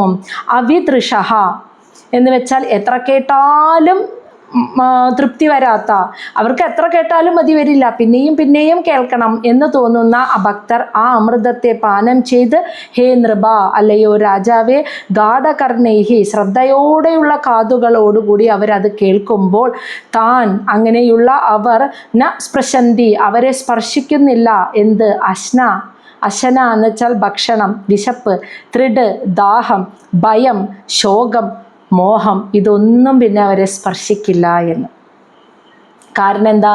അതിലൊക്കെ മുഴുകിയിരിക്കുന്ന മനസ്സ് ഇപ്പോൾ ഭഗവാനിൽ മുഴുകിയിരിക്കുകയാണ്. അപ്പോൾ മനസ്സിലാണല്ലോ ഇതൊക്കെ ഉണ്ടാകുന്നത്. ഇതൊന്നും പിന്നെ മനസ്സിനെ ബാധിക്കില്ല എന്നാണ് പറയുന്നത്. അപ്പോൾ ഭക്തിയാണ് ആദ്യം ഉണ്ടാവേണ്ടത്. ഭക്തി ഉണ്ടാകാൻ ഭഗവത് കഥാമൃതം ശ്രവണമാണ് വേണ്ടത് എന്നും പറഞ്ഞു. അത് അങ്ങനെ ശ്രവിക്കുന്നതിലൂടെ അത് ആഗ്രഹിക്കണം ആദ്യം, വെറുതെ കിട്ടില്ല.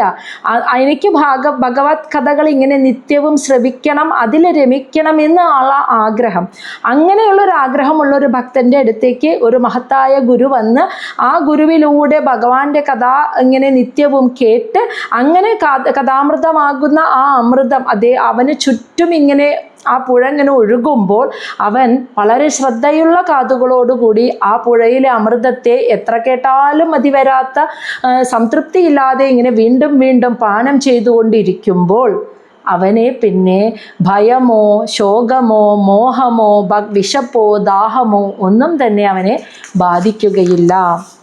കാരണം മനസ്സ് പൂർണ്ണമായും ഭഗവാനിലാണ്. അങ്ങനെ പറഞ്ഞു. ഇനി പറയാണ്, പക്ഷേ സാധാരണക്കാരെ സംബന്ധിച്ചിടത്തോളം വിശപ്പ് ദാഹം എന്നീ രണ്ട് വികാരങ്ങൾ പ്രകൃതിദത്തമായിട്ടുണ്ടാവുന്നതാണ് ഈ രണ്ടവസ്ഥ അല്ലേ. അതുകൊണ്ട് തന്നെ പൂർണ്ണമായിട്ടും മനസ്സിനെ അതുവരെ മറന്നിട്ട് ഭഗവാനിലേക്ക് ലയിപ്പിക്കാൻ ഒരു സാധാരണക്കാർക്ക് സാധിക്കുമോ? ഇല്ല. വിശപ്പ് വന്നാൽ നമ്മൾ ഔഷധം മതി ഈ ഗുരുവിനൊന്ന് നിർത്തിക്കൂടെ, എനിക്ക് വിശന്നിട്ട് വയ്യ എന്ന് നമുക്ക് തോന്നും. പിന്നെ നമുക്ക് ആസ്വദിക്കാൻ പറ്റില്ല. പരീക്ഷത്ത് പോലും വിശന്ന് തളർന്നപ്പോഴാണ് ആ മായയിൽപ്പെട്ടിട്ട് ആ ഗുരു ആ തപസ്സിരിക്കുന്ന മഹർഷിയെ ഉണരാതായപ്പോൾ ദേഷ്യം വന്നിട്ടും ചത്ത പാമ്പിനെ എടുത്ത് കഴുത്തിലിട്ടത് അല്ലേ. അപ്പോൾ വിശപ്പ് അദ്ദേഹത്തിൻ്റെ അവസ്ഥയെ, അറിവിനെ മാച്ചു കളഞ്ഞു. മനസ്സിലായോ? അപ്പോൾ സാധാരണ മനുഷ്യനെ സംബന്ധിച്ചിടത്തോളം വിശപ്പും ദാഹവും എല്ലാവർക്കും പ്രകൃതിദത്തമായിട്ട് സ്വാഭാവികമായിട്ട് ഉണ്ടാവുന്നതാണ്. അതുണ്ടാവുമ്പോൾ ഭക്തിയിൽ പൂർണ്ണമായിട്ടും മുഴുകാൻ പറ്റില്ല. വയറൊക്കെ നിറഞ്ഞിരിക്കുകയാണെങ്കിൽ നമ്മൾ ഫുള്ള് കേൾക്കും. കുറേ നേരം കഴിഞ്ഞ് ഒരു 5 മണിക്കൂർ കഴിഞ്ഞ് വിശപ്പ് വന്നാൽ നമുക്ക് കുറേ നേരം ഇരിക്കാൻ പറ്റില്ല. കുറച്ച് നേരമൊക്കെ പിടിച്ചിരിക്കും, പിന്നെ ക്ഷമയില്ലാണ്ടാവും. അപ്പോൾ വിശന്നപ്പോൾ ഭക്തി പോവും. വയറ് നിറഞ്ഞിരിക്കുമ്പോൾ ഭക്തിയിൽ ഇങ്ങനെ രമിച്ചിരിക്കും, വിശന്നാ ഭക്തി പോവും. അതാണ് അവിടെ പറയുന്നത്. ശ്ലോകം 41 ഏതൈ ഉപദ്രുത നിത്യം ജീവലോക സ്വഭാവജൈഹി ന കരോതി ഹരേഹേ നൂനം കഥാ അമൃതനിധൗ രതീം. ഏതൈ എന്നുവെച്ചാൽ ഇത് രണ്ടും, വിശപ്പും ദാഹവും, ഉപദ്രുത ഉപദ്രവിക്കപ്പെടുകയാണ്, നിത്യം എപ്പോഴും, ജീവലോക എല്ലാ മനുഷ്യരെയും, സ്വഭാവജൈഹി സ്വാഭാവികമായിട്ട് എല്ലാവരെയും വിശപ്പും ദാഹവും ഇങ്ങനെ ബുദ്ധിമുട്ടിക്കാൻ തുടങ്ങും. ഒരു 5 മണിക്കൂർ കഴിഞ്ഞ് ദഹിച്ചു കഴിഞ്ഞാൽ നമ്മളെ അത് ബുദ്ധിമുട്ടിക്കാൻ തുടങ്ങും. അങ്ങനെ വരുമ്പോൾ ഹരേഹേ കഥാ അമൃതനിധൗ, ഭഗവാൻ ശ്രീഹരിയുടെ കഥകളാകുന്ന അമൃതത്തിൽ ഇങ്ങനെ രമിക്കാനായിട്ട് ന കരോതി ആർക്കും സാധിക്കില്ല, ന്യൂനം അത് തീർച്ചയാണെന്ന്. വിശപ്പും ദാഹവും വന്നാൽ പിന്നെ ഈ കഥാമൃതത്തിൽ ഇങ്ങനെ രസിച്ചിരിച്ച് അതിലിരുന്ന് മുഴുകി വിശപ്പും ദാഹവും പോലും അറിയാതെ കഥയിൽ രമിക്കാൻ സാധാരണക്കാർക്ക് സാധിക്കില്ല. അത് തീർച്ചയാണ്. അത് പറഞ്ഞു കൊടുക്കുന്നത് ആരാ? നാരദ മഹർഷി. എന്നിട്ട് നാരദ മഹർഷി പറയുകയാണ്, ഭഗവാന്റെ കഥാമൃതത്തിൽ ഇങ്ങനെ രമിച്ച് ഭഗവാനിൽ സ്വയം പൂർണ്ണമായും സമർപ്പിച്ച് അങ്ങനെ ഭഗവാനെ അനുഭവിച്ചറിഞ്ഞ ആരും തന്നെ ഈ ലോകത്ത് എന്ന് പറഞ്ഞാൽ ഭൂമിയിലല്ല, ഈ 14 ലോകങ്ങളിൽ അങ്ങനെ ആരും ഇല്ല. പൂർണ്ണമായും ഭക്തിയിൽ രമിച്ചു വിശപ്പും ദാഹവും പോലെ അറിയാതെ. കാര്യമല്ലേ പറഞ്ഞ, വിശപ്പ് വന്നാൽ ദാഹം വന്നാൽ ഭക്തി പോവും, നമുക്ക് മുഴുകാൻ പറ്റില്ല അതിൽ. എന്നിട്ട് പറയാണ്, വിശപ്പും ദാഹവും പോലും അറിയാതെ ഭക്തിരസത്തിൽ ഇങ്ങനെ മുഴുകിയിട്ട് ഭഗവാനിൽ ലയിച്ച് ഭഗവാനെ അറിയാൻ ഈ ത്രിലോകങ്ങളിൽ ഇന്ന് വരെ ആർക്കും സാധിച്ചിട്ടില്ല, ഈ ഞാൻ ഉൾപ്പെടെ. അതാണ് നാരദ മഹർഷി പറഞ്ഞത്. അതാണ് ഇനി 42, 43, 44 ശ്ലോകങ്ങളിൽ പറയുന്നത് കേട്ടോ. പ്രജാപതിപതിഹി സാക്ഷാത് ഭഗവാൻ ഗിരിശഃ മനോ ദക്ഷാദയഃ പ്രജാധ്യക്ഷ നൈഷ്ഠികാഃ സനകാദയഃ മരീചി അത്രി അങ്കിരസൗ പുലസ്ത്യ പുലഃ ക്രതു ഭൃഗു വസിഷ്ഠ ഇതി ഏതേ മദന്ത ബ്രഹ്മവാദിനഃ അദ്യ അഭി വജസ്പദയഃ വജഃ പദയഃ തപഃ വിദ്യാസമാധിഭിഃ പശ്യന്തഃ അഭി ന പശ്യന്തി പശ്യന്തം പരമേശ്വരഃ. പ്രജാപതിമാരുടെയും പതിയായ സാക്ഷാൽ ഭഗവാൻ ബ്രഹ്മദേവൻ. ഇനി ഭഗവാൻ ഗിരിശഃ, ഭഗവാൻ മഹാദേവൻ, മനു സ്വയംഭുവ മനു, ദക്ഷൻ മുതലായ പ്രജാധ്യക്ഷ പ്രജാപതിമാർ, നൈഷ്ഠികനായിട്ടുള്ള സനകാദി മഹർഷിമാർ. ഇനി പ്രശസ്തരായ മഹർഷിമാർ മരീചി, അത്രി, അങ്കിരസ്, പുലസ്ത്യ, പുലഹ, ഋതു മഹർഷി, ഭൃഗു, വസിഷ്ഠൻ ഇതിയേതേ അവരെല്ലാവരും മദന്ത ബ്രഹ്മവാദിനഃ. മദന്ത എന്ന് വെച്ചാൽ ഈ ഞാൻ പോലും, നിനക്ക് ഇപ്പോൾ ഇതൊക്കെ പറഞ്ഞു തരുന്ന ഈ ഞാനായിട്ടുള്ള ബ്രഹ്മവാദിനഃ ബ്രഹ്മജ്ഞന്മാർ പോലും. ഇനിയാണ് ശ്രദ്ധിക്കേണ്ടത്. അദ്യ അഭി എന്ന് വെച്ചാൽ നാളെ ഇതുവരെയുള്ള കാലം. വാചസ്പതയഃ എന്ന് വെച്ചാൽ ആ ഭഗവാന്റെ തത്വത്തെ പറഞ്ഞു തരുന്ന ഗുരുക്കന്മാർ, ആചാര്യന്മാരാണെങ്കിൽ പോലും അവരും തപസ് ചെയ്യുന്നവരും, വിദ്യ അങ്ങനെ തപസ് ചെയ്ത് ശരിയായ ജ്ഞാനം നേടിയവരും, സമാധി അവസ്ഥയിൽ ലയിച്ചവരും ആണെങ്കിൽ പോലും അവരെല്ലാവരും പരമേശ്വരം സാക്ഷാൽ പരമാത്മാവായിട്ടുള്ള പശ്യന്തം എല്ലാത്തിനെയും കണ്ടുകൊണ്ടിരിക്കുന്ന, എല്ലാത്തിനും ദൃക്സാക്ഷിയായിരിക്കുന്ന ആ ഭഗവാനെ പശ്യന്തഃ അഭി ഇതുവരെയായിട്ട് ഇങ്ങനെ തെരഞ്ഞുകൊണ്ടിരിക്കുകയാണ്, ഇപ്പോഴും അന്വേഷിച്ചുകൊണ്ടിരിക്കുകയാണ്. പക്ഷേ ന പശ്യന്തി ഇന്ന് വരെ പൂർണ്ണമായി കണ്ടിട്ടില്ല, അറിഞ്ഞിട്ടില്ല എന്ന്. അപ്പം സാധാരണ മനുഷ്യൻ്റെ അവസ്ഥ ഒന്ന് ആലോചിച്ച് നോക്കൂ. ആരുടെ പേരൊക്കെ പറഞ്ഞല്ലേ? ബ്രഹ്മാവ്, മഹാദേവൻ, സ്വയംഭുവ മനു, ദക്ഷൻ മുതലായ പ്രജാപതിമാർ, നൈഷ്ഠികരായിട്ടുള്ള സനകാദി മഹർഷിമാർ, ഇനി ഈ കണ്ട മരീചി, അത്രി, അങ്കിരസ്, ഈ കണ്ട മഹർഷിമാരെല്ലാവരും, ഇനി ഈശ്വര തത്വത്തെ പറഞ്ഞു കൊടുക്കുന്ന വാചസ്പതയ, അത് പറഞ്ഞു കൊടുക്കുന്ന ഗുരുക്കന്മാർ, ഇനി തപസ്സികൾ, അങ്ങനെ ജ്ഞാനം നേടി സമാധിയിൽ ലയിച്ചവർ, ഇവരൊക്കെ ഇതൊക്കെ ചെയ്യുന്നതിലൂടെ ഇവർ അന്വേഷിക്കുന്നത് സാക്ഷാൽ പരമാത്മാവായിട്ടുള്ള ഭഗവാനെയാണ്. പശ്യന്തഃ അഭി, ഇതുവരെയായിട്ട് അന്വേഷിച്ചുകൊണ്ടിരിക്കുകയാണ്. പക്ഷെ ന പശ്യന്തി, പൂർണ്ണമായി ആരും ഇന്ന് വരെ അറിഞ്ഞിട്ടില്ല.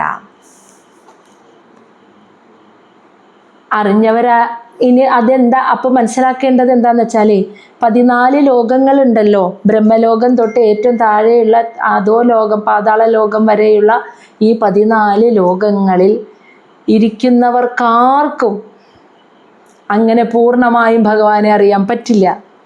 അറിഞ്ഞവരുണ്ടെങ്കിൽ ഈ 14 ലോകങ്ങളിൽ ഉണ്ടാവില്ല. മനസ്സിലായോ അത്? കാരണം ഈ 14 ലോകങ്ങളും മായയാൽ സൃഷ്ടിച്ചതാണ് അല്ലേ? ഈ 14 ലോകവും ഉണ്ടാവുകയും ചെയ്യും, ഉണ്ടായി മറയുകയും ചെയ്യുന്നതാണ്. മനസ്സിലാവുന്നുണ്ടോ? ബ്രഹ്മലോകം തൊട്ടിട്ടുള്ളത് എല്ലാം സൃഷ്ടിക്കപ്പെടുന്നുമുണ്ട്, അവസാനം ഒരിക്കൽ നശിച്ചു പോകുന്നുമുണ്ട്. സൃഷ്ടിക്കപ്പെട്ട് ഒരിക്കൽ നശിച്ചു പോകുന്ന ഈ 14 ലോകങ്ങളിൽ വസിക്കുന്നവരും അങ്ങനെ തന്നെയാണ്. ആരാണോ ആ പരമാത്മാവിനെ പൂർണ്ണമായി അനുഭവിച്ചവർ, അവരാരും ഈ 14 ലോകങ്ങളിൽ ഉണ്ടാവില്ല. മായയുടെ ഒരല്പമെങ്കിലും കലർപ്പുള്ളത് കൊണ്ടാണ് ബ്രഹ്മാവ് ബ്രഹ്മാവായത്, മഹാദേവൻ മഹാദേവനായത്. സ്വയംഭുവ മനുവും നമുക്കൊക്കെ ഇങ്ങനെ പേര് വിളിക്കാൻ പറ്റുന്നുണ്ട് അല്ലേ? ഒരു രൂപം നമ്മുടെയൊക്കെ മനസ്സിൽ ഈ പേര് വിളിക്കുമ്പോൾ വരുന്നുണ്ട് അല്ലേ? എന്നാൽ ഈശ്വര എന്ന് വിളിക്കുമ്പോൾ എന്താ പേര്, എന്താണ് രൂപം ഒന്ന് ആലോചിച്ച് നോക്കി. സ്വർഗലോകം എന്ന് പറയുമ്പോൾ നമുക്കൊരു ഒരു മനസ്സിലൊരു തോട്ട് വരും. ഭൂമി, അധോ ലോകങ്ങൾ, ഊർധ്വലോകങ്ങൾ, ഇതൊക്കെ നമ്മുടെ സങ്കല്പങ്ങളുടെ ഉള്ളിൽ നിൽക്കും. എന്നാൽ യഥാർത്ഥത്തിലുള്ള പരമാത്മാവ് സങ്കല്പിക്കാൻ പറ്റുന്നതാണോ? സങ്കല്പങ്ങൾക്കും അതീതമാണ്. ആരാണ് പൂർണ്ണമായ ഭഗവാനെ അറിഞ്ഞത്, ആ ആള് ഈ 14 ലോകങ്ങളിലും ഉണ്ടാവില്ല, ആ ആള് ഉണ്ടാവില്ല. ഇതൊക്കെ നമുക്ക് പറഞ്ഞു തരാൻ ആ ആള് ഈ 14 ലോകങ്ങളിൽ ഉണ്ടാവില്ല. ഇതാണ് ഈശ്വരൻ എന്ന് പറഞ്ഞു തരാൻ ഈ 14 ലോകങ്ങളിൽ എവിടെയെങ്കിലും ആ ആൾ ഉണ്ടാവില്ല. അപ്പോൾ ഈ 14 ലോകങ്ങളിലുള്ളവരാരും പൂർണ്ണമായി ആ ഭഗവാനെ അറിഞ്ഞിട്ടില്ല എന്ന് നാരദ മഹർഷി തന്നെ പറഞ്ഞു വയ്ക്കുന്നു. മനസ്സിലായില്ലേ? അതായത് സത്യത്തെ അറിഞ്ഞവർക്ക് അത് പറയാൻ പറ്റില്ല, അവരുണ്ടാവില്ല അത് പറയാൻ. സത്യത്തെ അറിയാത്തവരാണ് പറഞ്ഞുകൊണ്ടിരിക്കുന്നത്, പൂർണ്ണമായും അറിയാത്തവരാണ് പറഞ്ഞുകൊണ്ടിരിക്കുന്നത്. അതാണ് വാസ്തവം. ഇനി ശ്ലോകം 45. ശബ്ദബ്രഹ്മണി ദുഷ്പാരേ ചരന്ത ഒരു വിസ്തരേ മന്ത്രലിംഗൈഹി വ്യവച്ഛിന്നം ഭജന്തോ ന വിദുഹു പരം. ശബ്ദബ്രഹ്മണി, വേദത്തിൽ, ദുഷ്പാരേ, പരിമിതിയില്ലാതെ, ഒരു വിസ്താരേ, വളരെ വിശാലമായി, ചരന്തഹ, മുഴുകി. അപ്പോൾ വേദങ്ങളൊക്കെ നന്നായി ഒരു പരിധിയില്ലാതെ പൂർണ്ണമായി വളരെ വിശാലമായി വേദങ്ങളൊക്കെ പഠിച്ച് മനസ്സിലാക്കി കഴിഞ്ഞാൽ എന്താ സംഭവിക്കുക? വേദത്തിൽ പറയുന്ന ഓരോ ആചാരങ്ങൾ, ഇപ്പോൾ ഇന്നതിന് ഇന്നതുപോലെ ചെയ്യണം, ഇന്ന മന്ത്രം ജപിക്കണം, ഇന്ന ദേവനെ പൂജിക്കാൻ ഇന്നതൊക്കെ ചൊല്ലണം എന്നിങ്ങനെയുള്ള മന്ത്രലിംഗൈഹി, അങ്ങനെയുള്ള മന്ത്രങ്ങളൊക്കെ നന്നായി പഠിച്ചിട്ട് നമ്മൾ വ്യവച്ഛിന്നം, ആ പരമാത്മാവിനെ, അതായത് നമുക്ക് സങ്കല്പിക്കാൻ കഴിയാത്ത ആ പരമാത്മാവിനെ, 14 ലോകങ്ങൾക്കും പുറത്തു നിൽക്കുന്ന ആ പരമാത്മാവിനെ ഒരു രൂപത്തിൽ, അതാണ് വ്യവച്ഛിന്നം, ഒരു രൂപത്തിൽ കണ്ടിട്ട് ഭജന്തഹ, നമ്മളൊക്കെ ഭജിക്കുകയാണ്, ആരാധിക്കുകയാണ് ചെയ്യുന്നത്. പക്ഷേ ന വിദു പരം, പരമമായ സത്യത്തെ ന വിദു, ആരും അറിയുന്നില്ല. ഈ വേദങ്ങളൊക്കെ പഠിച്ച് ഇതൊക്കെ പഠിച്ചു വരുമ്പോൾ നമ്മൾ സംഭവിക്കുന്നത്, അതിനെ വിശാലമായി പഠിച്ചു കഴിയുമ്പോൾ ആ പരമമായ സത്യത്തെ, എല്ലാ മായയുടെ ഒരു അല്പം പോലും കലർപ്പില്ലാത്ത ആ പരമമായ സത്യമായ യഥാർത്ഥ ഈശ്വരനെ വേദങ്ങളിലൂടെ മന്ത്രങ്ങളൊക്കെ പഠിച്ചിട്ട്, നമ്മൾ ആരാധനാ രീതികളൊക്കെ പഠിച്ചിട്ട് നമ്മുടെ മനസ്സിന് ഇഷ്ടപ്പെട്ട ഒരു രൂപം കൊടുക്കും. ഒന്നുകിൽ ശിവനായിട്ടോ വിഷ്ണുവായിട്ടോ ബ്രഹ്മാവായിട്ടോ ഏതെങ്കിലും ദേവിയായിട്ടോ ഏതെങ്കിലും ഒരു രൂപം കൊടുത്തിട്ട് ആ മന്ത്രം, വേദത്തിൽ നിന്നും പഠിച്ച മന്ത്രം ചൊല്ലി ആരാധിക്കുകയാണ് നമ്മളൊക്കെ ചെയ്യുന്നത്. യഥാർത്ഥത്തിലുള്ള ഈശ്വരൻ ഇതിനൊക്കെ അപ്പുറത്ത് ഈ 14 ലോകങ്ങളിലും പെടില്ല, നമ്മൾക്ക് സങ്കല്പിക്കാനും പറ്റില്ല. ആ പരമമായ സത്യത്തെ നമ്മൾ ആരും അറിയുന്നുമില്ല. ശ്ലോകം 46. യദായം അനുഗൃഹ്ണാതി ഭഗവൻ ആത്മഭാവിതഃ സ ജഹാതി മതിം ലോകേ വേഗേ ച പരനിഷ്ഠിതാം. യഥാ എപ്പോഴാണോ, യം ആരെയാണോ, അനുഗൃഹ്ണാതി അനുഗ്രഹിക്കുന്നത്, ഭഗവാൻ ആത്മഭാവിത ഒരു ഭക്തന് അനുഭവിച്ചറിയാൻ പറ്റും. ഒരു ഭക്തൻ എന്നെ അനുഭവിച്ചോളൂ, എന്നെ കുറച്ചെങ്കിലും, പൂർണ്ണമായിട്ട് അനുഭവിച്ചാൽ ആരും ഈ ലോകങ്ങളിലൊന്നും ഇല്ല എന്ന് പറഞ്ഞല്ലോ. ഒരു കുറച്ചെങ്കിലും എന്നെ ആ ഭക്തൻ അനുഭവിച്ചോളൂ എന്ന് വിചാരിച്ചിട്ട് ഭഗവാൻ ആരെയാണോ അനുഗ്രഹിക്കുന്നത്, എപ്പോഴാണോ, സഹ അവൻ, അങ്ങനെ അനുഗ്രഹം കിട്ടിയവരെ പിന്നെ ലോകേ ഈ ഭൗതിക ലോകത്തെ, അതുപോലെ വേദേ ഈ വേദവിധി പ്രകാരമുള്ള ചടങ്ങുകളിൽ പരനിഷ്ഠിതാം ഉറച്ചു നിന്നിരുന്ന മതീം അവൻ്റെ ബുദ്ധിയെ ജഹാദി അതോടുകൂടി അതിൽ നിന്നും അവൻ പൂർണ്ണമായും ഉപേക്ഷിക്കുന്നു. ഒരല്പമെങ്കിലും ആ ഭഗവാന്റെ അനുഗ്രഹം ഉണ്ടെങ്കിൽ അത് സാധിക്കുള്ളൂ. ഭഗവാൻ ആരാണോ, ഇവൻ എന്നെ കുറച്ചെങ്കിലും ഒന്ന് മനസ്സിലാക്കിക്കോട്ടെ, അനുഭവിച്ചറിഞ്ഞോട്ടെ എന്ന് വിചാരിച്ച് ഭഗവാൻ ആരെ അനുഗ്രഹിക്കുന്നുവോ ആ അനുഗ്രഹം കിട്ടിയവർ പിന്നെ ഈ ഭൗതിക ലോകത്തും ഇവിടെ നടക്കുന്ന വേദപ്രകാരമുള്ള ആചാരാനുഷ്ഠാനങ്ങൾ, മന്ത്രോച്ചാരണ, ഈ പറഞ്ഞതിൽ നിന്നൊക്കെ അവരുടെ ബുദ്ധി അതുവരെ ഇതിലൊക്കെ ഉറച്ചു നിന്നിരുന്ന അവരുടെ ബുദ്ധി പൂർണ്ണമായും അതോടെ അവർ ഉപേക്ഷിക്കും. കാരണം യഥാർത്ഥ ഈശ്വരൻ ഒരു ഇത്തിരിയെങ്കിലും, ഒരു അംശമെങ്കിലും അനുഭവിച്ചറിഞ്ഞപ്പോൾ മനസ്സിലായി ഈ 14 ലോകങ്ങളിലും കാണാൻ പറ്റില്ല എന്നെന്ന്, ഇതിൻ്റെ അപ്പുറത്താണെന്ന്. ഇവിടെ നടക്കുന്ന ഓരോ ചടങ്ങുകൾ കൊണ്ടും ആ ഭഗവാനെ അനുഭവിക്കാൻ പറ്റില്ല, ഇതൊന്നും യഥാർത്ഥമല്ല എന്ന് അവർക്ക് ഒരു അംശമെങ്കിലും അനുഭവിച്ചറിഞ്ഞാൽ മനസ്സിലാവും. അതോടുകൂടി അവർ ഈ ചടങ്ങുകളും ആചാരങ്ങളും ഈ ഭൗതിക ലോക വിഷയങ്ങളും അതിൽ ഉറച്ചു നിന്നിരുന്ന അവരുടെ ബുദ്ധി അതോടുകൂടി അവർ ഉപേക്ഷിക്കും. പിന്നെ ബുദ്ധി ഇല്ല, കാരണം ഇതിനെ ചലിപ്പിക്കുന്നതും ആ ഭഗവാൻ തന്നെ. ആ അവസ്ഥയിൽ അവരുടെ മനസ്സെത്തും. ഒരല്പമെങ്കിലും ആ ഭഗവാനെ അനുഭവിച്ചറിഞ്ഞാൽ, ആ അല്പം അനുഭവിക്കാൻ പോലും ഭഗവാന്റെ അനുഗ്രഹമുണ്ടായേ തീരൂ. അതാണ് പറഞ്ഞത്. മനസ്സിലായില്ലേ? ഇനി ഇതിൻ്റെ ബാക്കി അടുത്ത ഭാഗത്തിൽ.